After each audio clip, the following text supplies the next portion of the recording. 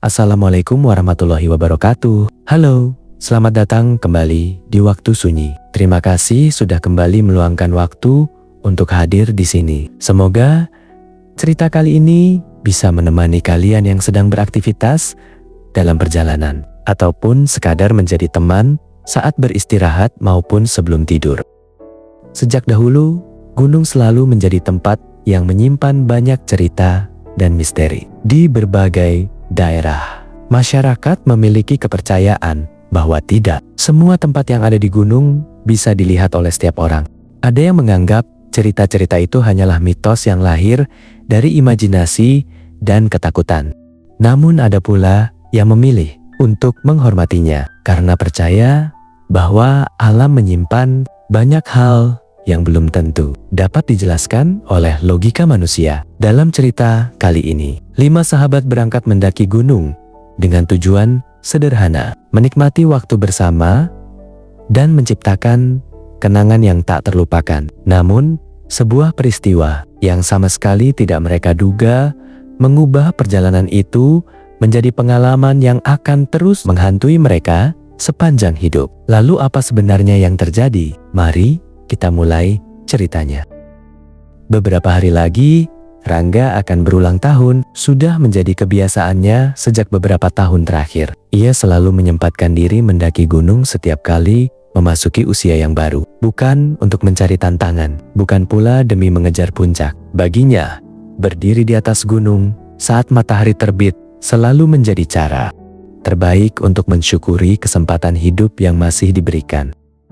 Tahun ini, Rangga kembali berencana melakukan hal yang sama. Awalnya, ia berniat mendaki seorang diri seperti beberapa pendakian sebelumnya. Namun, rencana itu berubah ketika 4 sahabatnya mengetahui keinginannya. Aldi, Dava, Galih, dan Rio.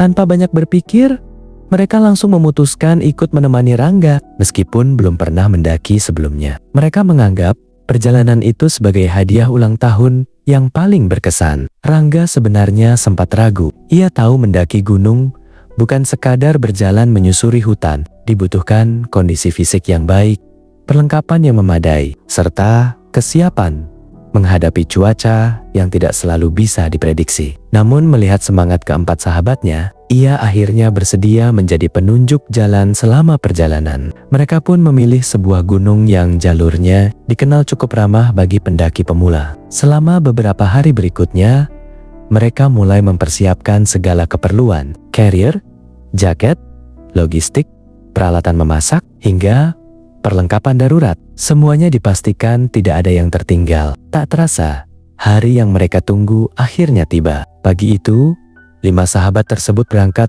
dengan perasaan penuh semangat. Tidak ada seorang pun yang menyangka pendakian yang mereka anggap akan menjadi kenangan indah untuk merayakan pertambahan usia Rangga, justru akan menjadi awal dari sebuah pengalaman yang tidak akan pernah bisa mereka lupakan seumur hidup.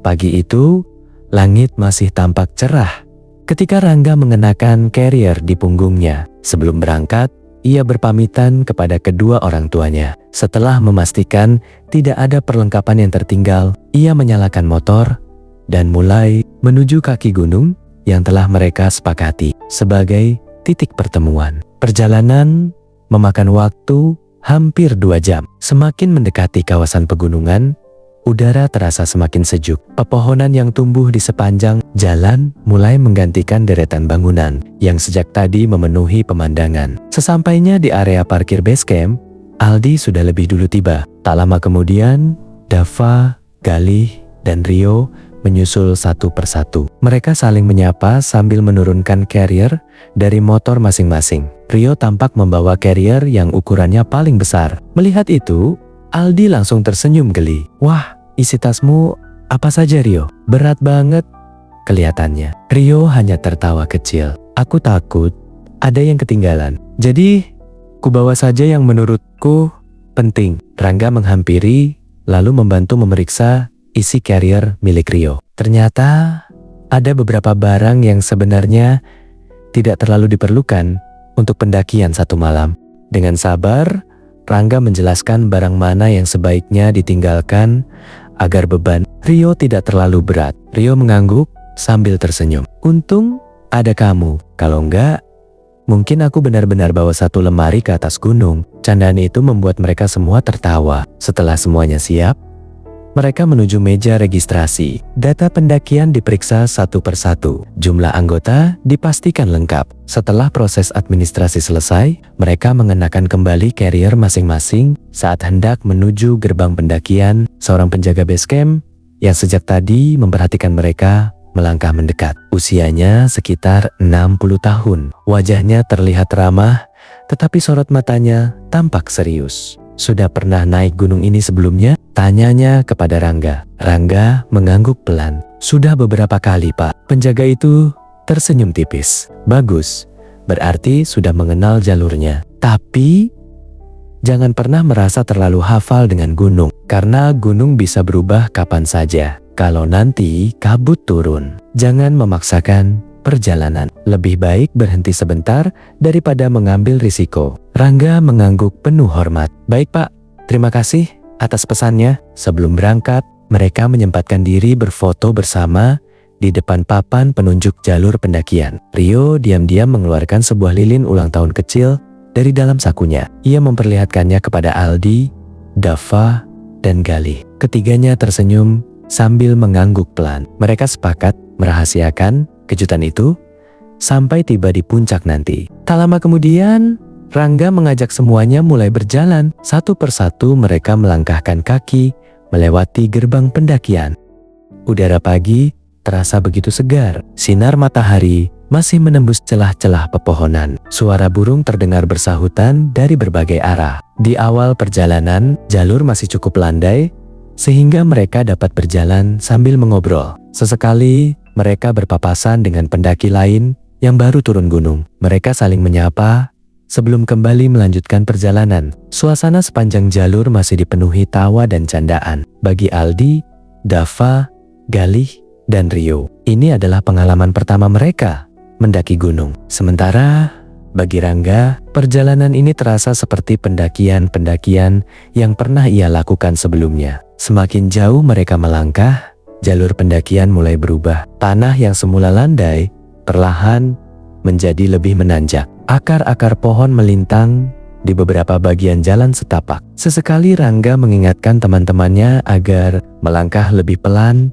dan tidak terburu-buru. Menurutnya, mendaki bukan soal siapa yang paling cepat sampai. Yang terpenting adalah semua bisa naik dan turun dengan selamat. Sekitar 1,5 jam kemudian, mereka tiba di pos pertama. Mereka memutuskan beristirahat sejenak. Rio langsung melepaskan carrier dari punggungnya sambil mengatur napas. Baru sampai sini saja, bahuku sudah mulai pegal. Aldi yang masih terlihat segar hanya tertawa. Makanya, jangan bawa barang sebanyak itu. Rangga memberikan sebotol air minum kepada Rio. Pelan-pelan saja. Masih banyak waktu. Gak usah memaksakan diri. Setelah beristirahat beberapa menit, mereka kembali melanjutkan pendakian. Semakin tinggi mereka mendaki, pepohonan menjadi semakin rapat. Udara terasa lebih dingin. Sesekali angin bertiup pelan, membuat dedaunan bergesekan satu sama lain. Menjelang tengah hari, mereka tiba di pos berikutnya. Mereka makan siang sederhana sambil menikmati bekal yang dibawa dari rumah. Suasana masih dipenuhi obrolan ringan. Rio beberapa kali mengeluarkan ponselnya untuk mengambil foto. Sementara Aldi sibuk mengabadikan pemandangan di sekeliling mereka. Tak lama kemudian, perjalanan kembali dilanjutkan. Jalur yang mereka lalui kini mulai sepi. Pendaki lain sudah jarang terlihat. Sesekali hanya terdengar suara langkah kaki mereka sendiri. Rangga sempat melihat ke arah langit. Awan mulai berkumpul perlahan. Meski begitu, cuaca masih terlihat cukup baik. Mereka tetap melanjutkan perjalanan sesuai rencana. Waktu terus berjalan. Matahari mulai condong ke barat. Udara yang semula hangat perlahan berubah semakin dingin. Saat mereka memasuki jalur sempit yang berada di sisi lereng, kabut mulai turun sedikit demi sedikit. Awalnya hanya tipis, namun dalam waktu singkat, kabut berubah semakin pekat. Jarak pandang mulai berkurang. Galih menghentikan langkahnya. Kabutnya cepat sekali turun. Rangga ikut memperhatikan keadaan sekitar. Ia teringat pesan penjaga base camp sebelum mereka berangkat. Tak jauh di depan, sebenarnya terdapat sebuah area yang cukup datar untuk mendirikan tenda. Namun untuk mencapainya, mereka masih harus melewati jalur sempit di sisi tebing. Aldi menoleh ke arah Rangga. Gimana kalau kita berhenti saja di sini? Kabutnya makin tebal. Rangga menggeleng pelan. Area ini terlalu sempit. Kalau kita lanjut sedikit lagi, ada tempat yang lebih aman buat mendirikan tenda. Enggak, sampai 15 menit. Mereka pun kembali berjalan. Rangga berada paling depan. Di belakangnya menyusul Aldi, Dava, Galih, dan Rio. Kabut kini semakin rapat. Pandangan ke depan mulai tertutup warna putih keabu-abuan. Langkah mereka menjadi lebih pelan. Rangga beberapa kali memastikan pijakannya sebelum melangkah, hingga ketika ia menginjak sebuah batu di tepian jalur, batu itu tiba-tiba bergeser. Tanah di bawahnya ikut runtuh. Semuanya terjadi begitu cepat. Rangga kehilangan keseimbangan. Tubuhnya terjatuh ke sisi lereng. Ia sempat berusaha meraih akar pohon yang menjulur dari tebing. Namun, genggamannya terlepas. Tubuhnya terus menggelinding menuruni lereng yang curam. Rangga, teriakan keempat sahabatnya menggema di tengah kabut. Mereka berlari mendekati tepian dengan wajah panik. Namun yang terlihat hanyalah lereng curam yang tertutup pepohonan dan kabut tebal. Tidak ada lagi bayangan Rangga. Tidak ada suara minta tolong. Hanya keheningan yang menyelimuti hutan. Aldi beberapa kali memanggil nama Rangga sekuat tenaga. Dava dan Galih mencoba mencari jalan turun. Sementara Rio berdiri mematung dengan wajah pucat. Mereka terus memanggil berkali-kali. Tetap tidak ada jawaban. Menyadari keadaan semakin berbahaya, dan hari mulai menjelang gelap. Mereka memutuskan kembali menuju base camp untuk meminta bantuan. Beberapa saat kemudian, laporan mengenai jatuhnya seorang pendaki segera diterima oleh pengelola tim SAR bersama beberapa relawan dan warga sekitar langsung bersiap melakukan pencarian sebelum malam benar-benar turun. Sore itu, tim SAR bersama beberapa relawan dan warga mulai menyusuri lereng tempat Rangga terjatuh.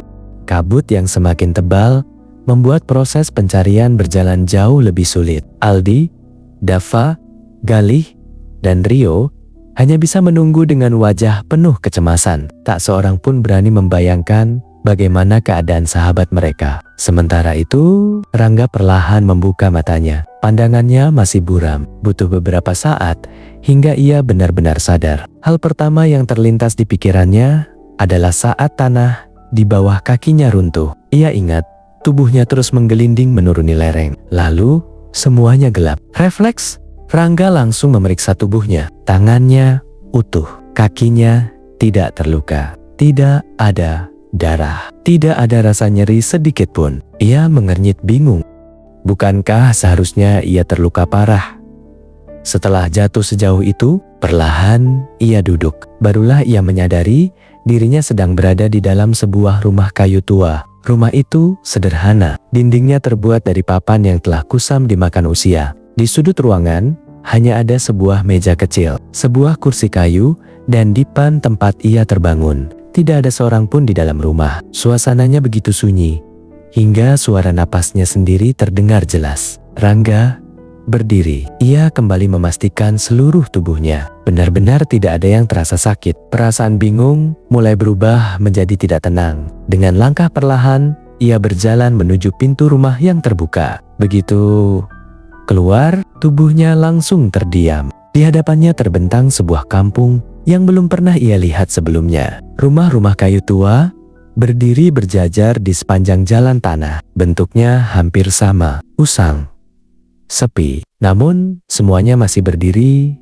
dengan utuh. Langit di atas kampung tampak kelabu. Tidak terlihat matahari, tidak terlihat pula awan. Cahayanya redup seolah waktu berhenti dan tidak pernah berganti. Rangga memandang ke sekeliling. Tidak ada suara burung, tidak ada ayam, tidak ada anjing, tidak ada serangga. Bahkan pepohonan di sekitar kampung tampak diam tanpa sedikit pun bergerak. Udara terasa dingin. Namun tidak ada angin yang berembus. Keheningan itu terasa begitu menyesakkan. Lalu pandangannya berhenti pada sosok yang berdiri di depan salah satu rumah. Seorang lelaki tua, tubuhnya tidak benar-benar berpijak di tanah. Ia melayang rendah beberapa sentimeter di atas permukaan jalan. Tatapannya lurus ke depan, kosong, tidak berkedip. Rangga menoleh ke rumah lainnya. Di sana berdiri seorang perempuan tua. Keadaannya sama, melayang,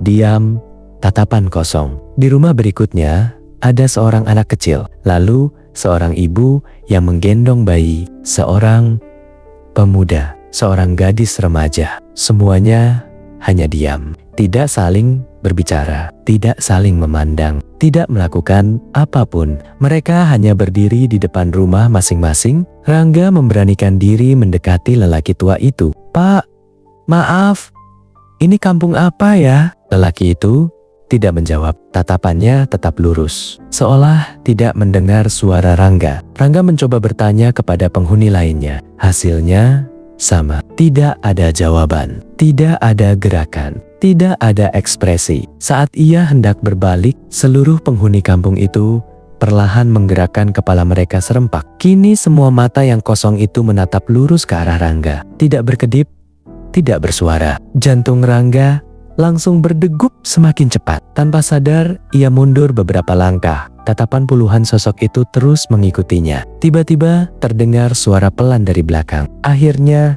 kau bangun juga." Rangga segera menoleh. Seorang nenek berdiri beberapa langkah di belakangnya. Rambutnya telah memutih seluruhnya. Wajahnya dipenuhi keriput. Namun berbeda dengan penghuni kampung yang lain. Sorot matanya masih terlihat hidup. Rangga segera menghampirinya. "Nek, ini sebenarnya di mana? Saya habis jatuh dari gunung. Kenapa saya bisa ada di sini?" Nenek itu menatap Rangga cukup lama, lalu berkata dengan suara lirih, "Karena yang sampai ke tempat ini bukan tubuhmu, melainkan kesadaranmu." Rangga terdiam. Ia sama sekali tidak memahami maksud ucapan itu. Nenek melanjutkan, "Tubuhmu masih berada di gunung. Saat ini mereka sedang mencarimu. Kalau tubuhmu berhasil diselamatkan sebelum semuanya terlambat, kau masih bisa kembali." Rangga semakin bingung. "Kalau begitu, tempat ini apa?" Nenek memandang ke seluruh penjuru kampung. "Tempat ini dikenal manusia sebagai kampung arwah. Bukan karena kami yang menamainya, melainkan karena orang-orang yang pernah melihat tempat ini lalu berhasil kembali memberi sebutan itu." Tatapan Rangga mengikuti arah pandang nenek. Semua penghuni kampung masih berdiri diam. Mereka tidak pernah berkedip. Mereka tidak pernah mengalihkan pandangan. Nenek kembali berbicara. "Sebagian dari mereka adalah penduduk asli kampung ini. Sebagian lagi adalah orang-orang yang menjadi korban gunung. Mereka datang ke sini seperti dirimu. Masih memiliki kesempatan untuk kembali. Tetapi mereka tidak pernah berhasil menemukan jalan pulang. Akhirnya, mereka tinggal di sini untuk selamanya." Tenggorokan Rangga terasa kering. "Kalau saya masih hidup, berarti saya juga masih bisa pulang?" Nenek mengangguk perlahan. "Masih bisa, karena napasmu belum berhenti. Namun kesempatan itu tidak akan bertahan selamanya. Semakin lama kesadaranmu terjebak di kampung ini, semakin lemah tubuhmu di dunia sana. Dan ketika tubuhmu tidak lagi mampu mempertahankan napasnya, jalan pulang akan lenyap." Rangga menelan ludah. "Lalu, bagaimana caranya saya keluar dari sini?" Nenek terdiam sejenak. Tatapannya perlahan beralih kepada seluruh penghuni kampung yang masih memperhatikan mereka. Dengan suara yang semakin pelan, ia berkata, "Jalan keluarnya memang ada, tapi penghuni kampung ini tidak akan pernah membiarkan orang yang masih hidup menemukannya." Nenek kembali memandang ke arah para penghuni kampung yang masih berdiri mematung. Tatapan kosong mereka belum berpindah sedikit pun dari Rangga. "Kita tidak boleh terlalu lama di sini. Ayo, ikut denganku." Rangga mengangguk. Mereka segera berjalan meninggalkan rumah tempat Rangga pertama kali keluar, menyusuri jalan tanah yang membelah kampung arwah. Suasana tetap sunyi. Tidak ada suara apapun. Hanya deretan rumah-rumah kayu tua yang berdiri di kanan dan kiri jalan. Sesekali Rangga melihat para penghuni kampung masih melayang rendah di depan rumah masing-masing. Mereka hanya memperhatikan Rangga. Belum ada satupun yang bergerak mendekat. Beberapa saat kemudian, Rangga memberanikan diri bertanya, "Nek, kalau mereka memang korban gunung, kenapa mereka tidak pulang?" Nenek tetap melangkah. Dulu, mereka semua pernah mencari jalan keluar. Mereka pernah memohon agar diberi kesempatan kembali. Sama seperti yang akan kau lakukan. Rangga menatap wajah para penghuni yang mereka lewati. Sulit membayangkan bahwa mereka semua pernah berjuang untuk kembali kepada keluarga mereka. Lalu kenapa sekarang mereka justru menghalangi orang lain? Nenek menarik napas pelan. Karena kampung arwah mengambil sesuatu yang paling berharga dari mereka. Ingatan, semakin lama seseorang terjebak di tempat ini, semakin banyak yang dilupakannya. Mereka mulai lupa nama mereka sendiri, lupa wajah orang tua mereka, lupa keluarga yang menunggu mereka pulang, lupa bahwa mereka pernah hidup. Rangga menelan ludah.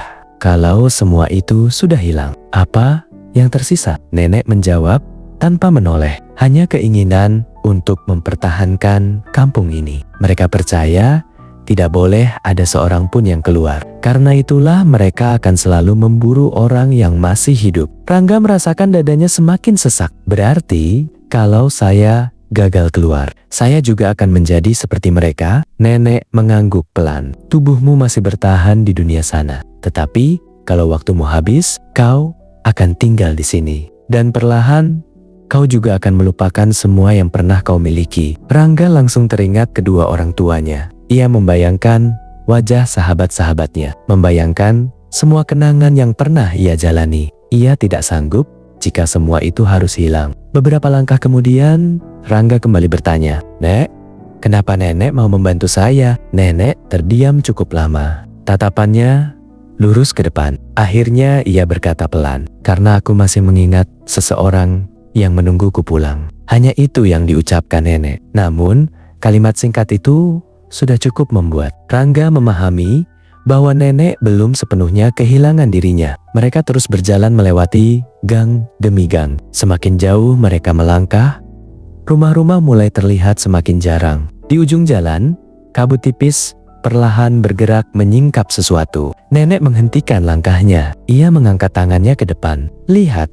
baik-baik." Rangga mengikuti arah pandang nenek. Di balik kabut itu berdiri sebuah gerbang kayu tua. Bentuknya sederhana, tidak terlalu besar. Di sisi kanan dan kirinya hanya terdapat pagar kayu yang memanjang hingga tertutup kabut. Entah mengapa, sejak pertama kali melihatnya, Rangga merasakan perasaan yang aneh. Seolah ada sesuatu di balik gerbang itu yang terus memanggilnya. Apakah itu jalan keluarnya? Nenek mengangguk perlahan. Itulah satu-satunya jalan untuk kembali.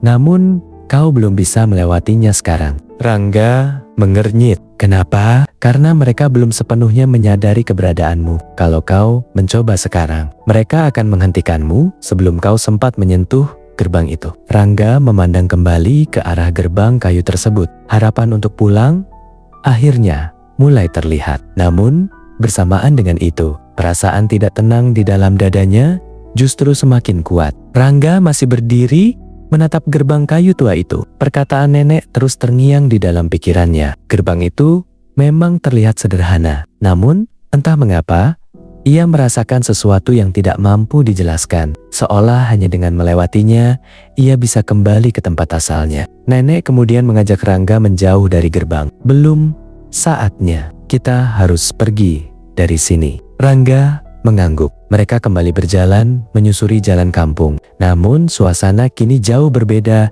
dibanding sebelumnya. Jika tadi para penghuni kampung hanya berdiri diam di depan rumah masing-masing, kini hampir tidak ada lagi seorang pun di sana. Jalan-jalan yang mereka lewati terlihat kosong. Keadaan itu justru membuat Rangga semakin gelisah. "Nek, mereka kemana?" Nenek tidak menghentikan langkahnya. "Mereka sedang mencarimu." Kalimat itu membuat Rangga langsung menoleh ke belakang. Tidak ada siapa-siapa. Ia kembali melihat ke depan. Lalu tanpa sengaja, matanya menangkap sesuatu di ujung gang sebelah kanan. Sesosok perempuan tua sedang melayang rendah sambil menatap ke arahnya. Begitu Rangga berkedip, sosok itu sudah tidak ada. Ia mempercepat langkah mendekati nenek. Beberapa saat kemudian, mereka melewati deretan rumah yang tadi sudah pernah mereka lalui. Namun, Rangga merasa ada yang berbeda. Rumah-rumah itu kini terlihat jauh lebih banyak. Gang-gang kecil yang sebelumnya tidak ada,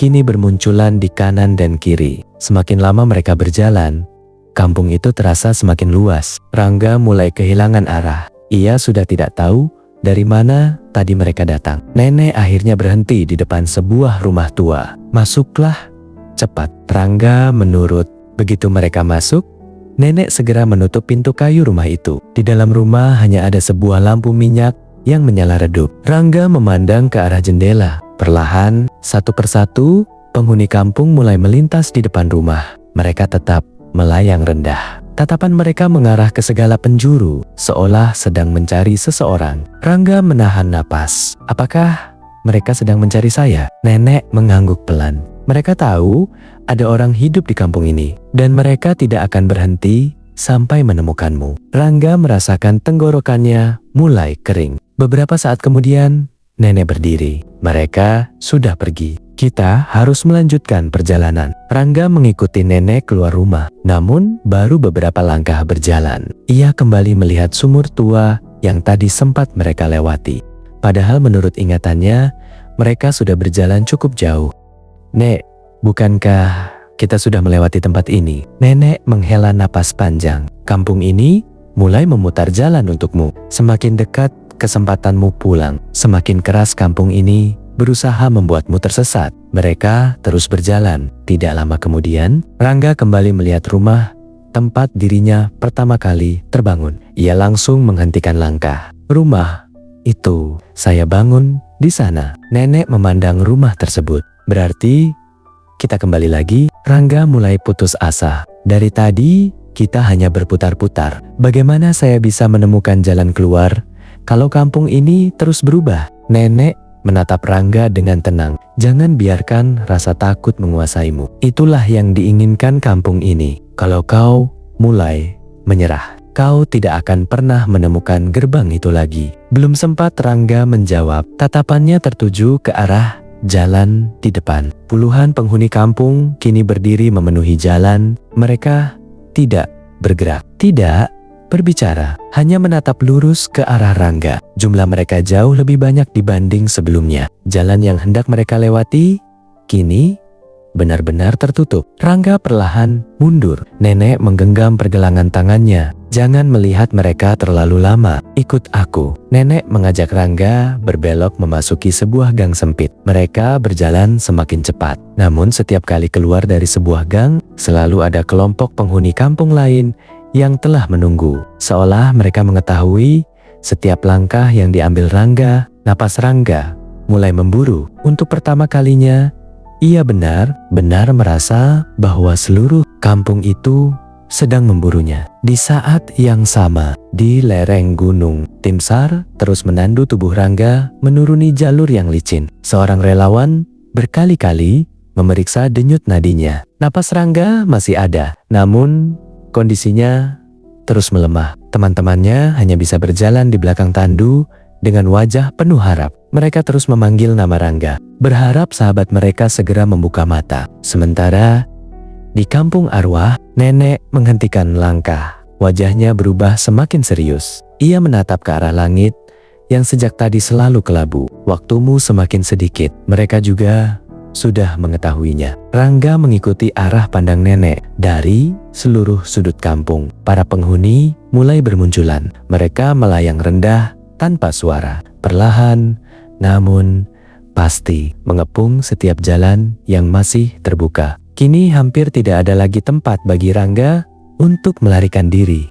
Rangga memandang ke segala arah. Tidak ada lagi jalan yang benar-benar terbuka. Dari setiap gang, dari sela-sela rumah tua, hingga ujung jalan yang tertutup kabut, para penghuni kampung arwah terus bermunculan. Mereka melayang rendah, semakin banyak, semakin rapat. Perlahan mengepung Rangga dan nenek. Nenek menatap langit kelabu yang tidak pernah berubah sejak Rangga tiba di tempat itu. Wajahnya terlihat semakin cemas. Waktumu hampir habis. Tubuhmu di dunia sudah semakin lemah. Kalau kita tidak mencapai gerbang sekarang, kau tidak akan pernah bisa pulang. Rangga mengangguk pelan. Meski rasa takut memenuhi pikirannya, ia memaksa dirinya tetap tenang. Nenek kembali menggenggam tangan Rangga. Ikut denganku, jangan lepaskan tangan ini. Mereka bergerak menyusuri gang yang semakin sempit. Para penghuni kampung arwah mulai mengikuti. Mereka tidak terburu-buru. Mereka hanya terus melayang rendah. Namun,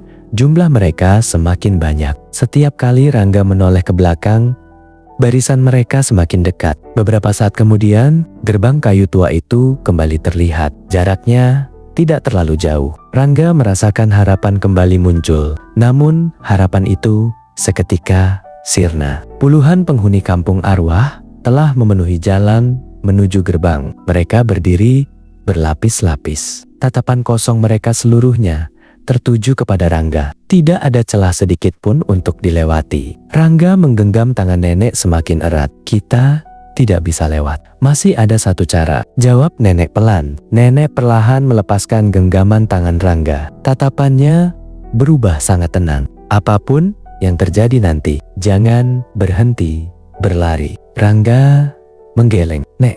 Nenek mau apa? Tanpa menjawab, nenek melayang perlahan ke depan. Ia berhenti tepat di hadapan para penghuni kampung arwah. Untuk pertama kalinya, nenek bersuara lantang. Apa kalian benar-benar sudah melupakan kehidupan kalian? Seluruh penghuni kampung arwah perlahan mengalihkan pandangan mereka. Tatapan yang semula hanya tertuju kepada Rangga, kini berpindah kepada nenek. Nenek kembali berbicara. Kalian dulu juga pernah mencari jalan pulang. Kalian juga pernah memohon agar diberi kesempatan kembali kepada keluarga kalian. Kenapa sekarang kalian ingin merampas kesempatan itu dari orang lain? Para penghuni kampung arwah tetap diam. Namun beberapa di antara mereka mulai saling memandang. Seolah kata-kata nenek membangunkan sesuatu yang telah lama terkubur. Nenek kembali melangkah mendekat. Ingatlah, kalian pernah mempunyai nama, kalian pernah mempunyai rumah. Ada orang-orang yang pernah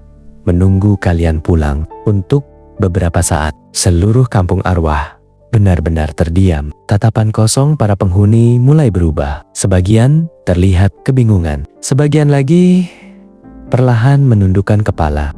Nenek menoleh kepada Rangga. Sekarang, lari. Rangga tidak menyia-nyiakan kesempatan itu. Ia segera berlari menuju gerbang. Setiap langkah terasa semakin ringan. Gerbang itu semakin dekat. Tinggal beberapa puluh meter lagi. Namun, tiba-tiba salah seorang penghuni kampung arwah perlahan menoleh ke arah Rangga. Tatapannya langsung berubah. Ia mengangkat tangannya ke arah gerbang. Dalam sekejap, seluruh penghuni kampung arwah ikut menoleh. Mereka melihat Rangga yang hampir mencapai gerbang. Kesadaran mereka seolah kembali pada satu tujuan. Jangan biarkan dia keluar. Dalam sekejap, seluruh penghuni kampung arwah meninggalkan nenek. Mereka melayang jauh lebih cepat daripada sebelumnya. Kini, mereka benar-benar memburu Rangga. Rangga tidak berani menoleh lagi. Ia terus berlari. Namun ketika memasuki sebuah gang, beberapa penghuni telah muncul di depannya. Mereka memenuhi jalan. Rangga segera berbelok ke gang lain. Gang itu juga telah dipenuhi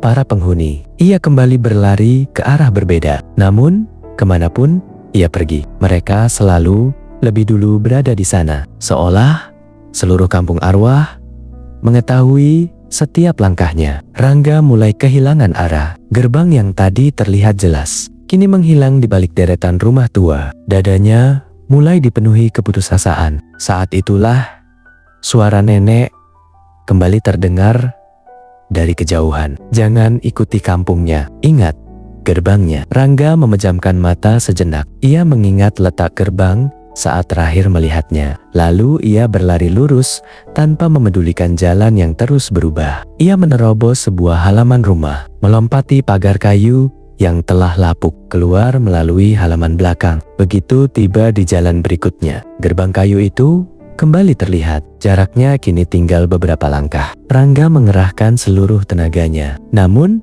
para penghuni kampung arwah sudah sangat dekat. Mereka melayang cepat dari segala arah, hampir menutup seluruh jalan menuju gerbang. Saat Rangga tinggal selangkah lagi, sebuah tangan pucat hampir menyentuh bahunya. Di saat yang sama, nenek datang dari belakang kerumunan. Ia menghadang beberapa penghuni kampung arwah. Meski hanya sesaat, hal itu memberi Rangga ruang yang cukup. Tanpa berpikir lagi, Rangga menerobos gerbang kayu tua itu. Seketika semuanya berubah menjadi putih.